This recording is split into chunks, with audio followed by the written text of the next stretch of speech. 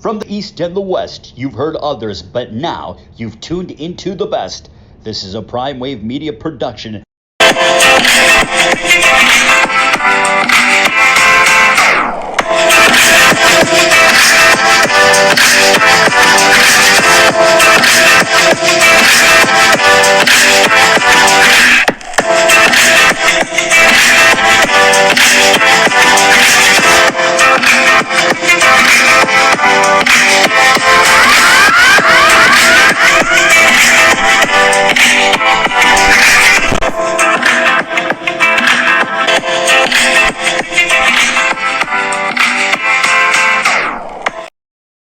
What's up, world? It's the one and only Pop DiBiase, the Primetime Capper, and it is time for the premier sports betting show, the Primetime Angles, with the one and only Don of Cape Cod himself, Mr. Jeff Dawson, joining us today. And you guys already know Jeff has been with us on the premier sports betting show when it used to be called another show called Capcast. So, the slogan goes with the show, you know what I mean? But all those good old days with old Tony in the garage, man. That used to be a lot of fun when I used to not show my face. Then everybody's like, you got to show your face so people know that you're legit. You know what I mean? So, hey, it is what it is at the end of the day. Jeff, how you doing? How's everything going? Doing great. Let me see. Patriots 1-game winning streak. The Bruins 6-0. And the Celtics, big game last night. Nice win at the Mecca. A hard-fought game, but excited to be here, Pops.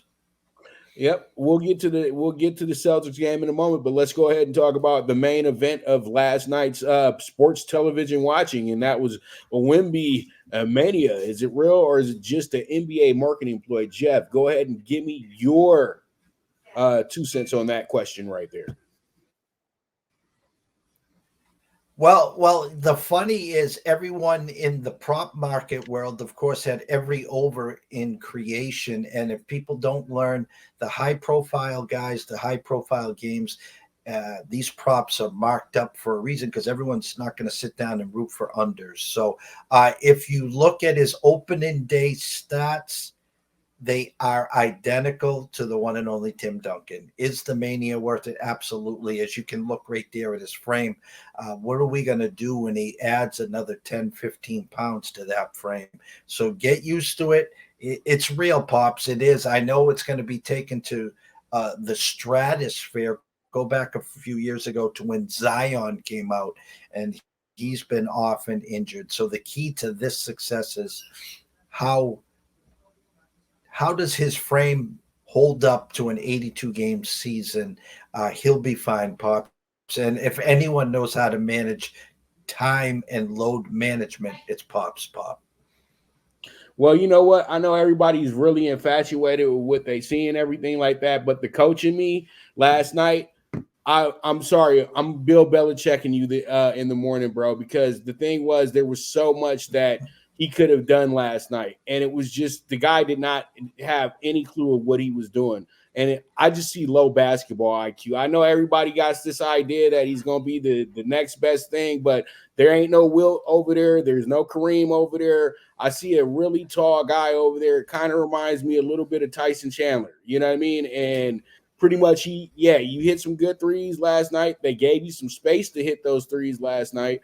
And I feel like his frame is really perfect for who he is. I don't know why everybody wants him to be a weightlifter or something of that nature, because being a skinny, long guy is really helpful for anybody who's playing basketball. You don't need to be a big, bulky, Mr. Universe type person like in the NFL and baseball or anything like that. That's more situated for the short guys.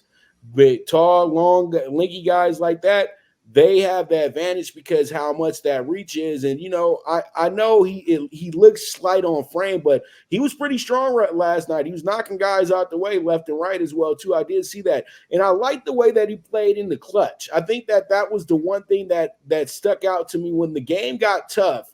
He got good. You know what I mean? He got real good. But then, you know what caught up with him last night? Just teammates. He doesn't have the teammates that you're going to be able to win with here at right now.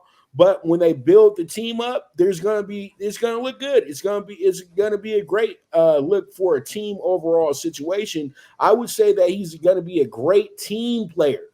Individual player, I don't know, because you got to understand.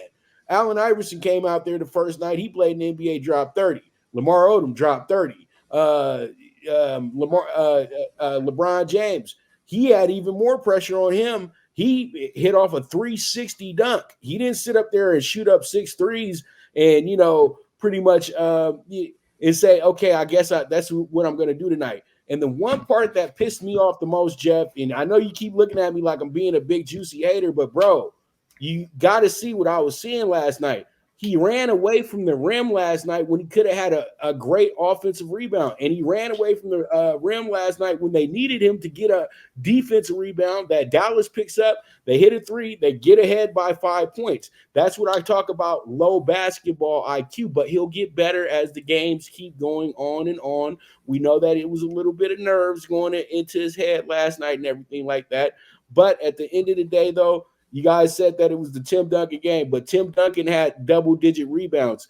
This gentleman did not. He had 5, and it was 5 that just kind of just fell into his hands. He wasn't trying to go get any rebounds, dude. No, I'm sorry, Jeff. You're not going to be 7'5" sitting at the three-point line your whole career. If he's going to do that, he might as well go back to France. All right. So again, don't forget his first summer camp game, he got pantsed. Everyone called him a fraud. His next game, he was like 2017 and whatever. Here's my point. David Robinson and Tim Duncan were not David Robinson and Tim Duncan without a supporting cast. Okay? This is game 1 of 82.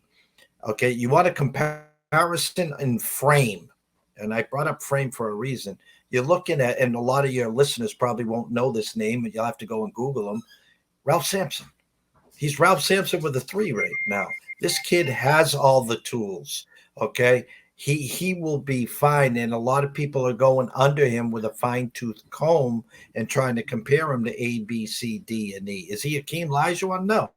Akeem wasn't Akeem until he worked on certain things. But this guy will be fine. That the IQ ain't there, though. Can we agree that the IQ is not there? Don't forget, you're talking about. I was going to use the word child. That was the wrong word. You're talking a youngster that played in France. Okay, he didn't go to Duke. He didn't go to North Carolina. He didn't go to Kansas. He didn't even get 1 year of that under his belt. We're talking France overseas. He's got to get acclimated to the NBA and the style, and then, of course, the team. He's got the best coach in the world to get him to that level, Pops, and that's Mr. Pop himself. So the guy will be fine. Trust me. Well, Pop ain't got 20 years in him, brother. You know that. He maybe got about 3 left, but not 20. You know that. All right, so we're moving on. We're moving on. We don't need to sit here talking about this all day because right now he's good, but it's not a main story in the NBA yet, in my opinion. I think it's just more of a marketing ploy than anything. That's why I put it up there. They're just trying to sell some TV time. That's truly what it is.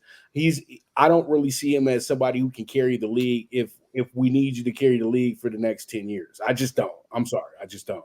But there are some players. That's what Giannis is there for. Well, we'll see. You know what I mean? We can't hand an American sport to a foreigner. All they're doing is just really pretty much trying to set up the point to where they don't have to pay these guys so much money. They want guys to stop thinking that they're going to get a piece of the team, that they're going to get a piece of this and a piece of that. LeBron kind of messed up the gravy train a little bit for us over here with all the demands and everything like that. They just want guys to play basketball now. That's all it is. So, they're gonna sell Jokic, they're gonna sell Giannis, they're gonna sell Wemby. But these guys really don't. They're great, but at the same time, too, Wemby could have been stellar if he would have been able to start playing basketball when he's 7 or 8 years old, like an Ant Edwards and LaMelo Ball. You know what I mean? And that's the thing. Guy is still learning the game somewhat, but we move forward, let's go ahead and talk about your Celtics, because this is much better to talk about, because this is relevant. This is about winning.